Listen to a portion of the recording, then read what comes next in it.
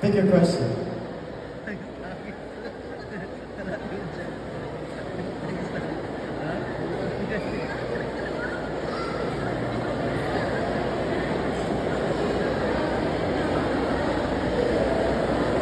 Your question is, the essence of Dayang Kagbaynuhay is to create a new vision of womanhood.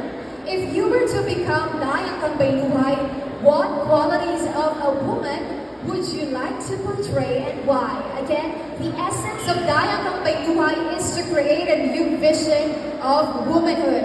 If you were to become Dayang Kagbaynuhay, what qualities of a woman would you like to portray and why? Being a Dayang Kagbaynuhay is not just about only wearing a crown, but I carry the soul of my community in both heart and mind. And if I were to become the Dayang Kagbaynuhay, the qualities that the woman should like that I would portray is that having compassion, empathy, integrity, resilience, and inclusivity.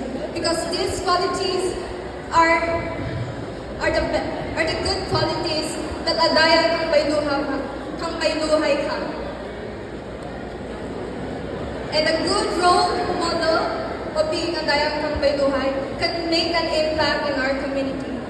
Because as a leading example, I will inspire others that not only I will inspire others that you should pursue what you want in life, no matter how hard or impossible the things you face.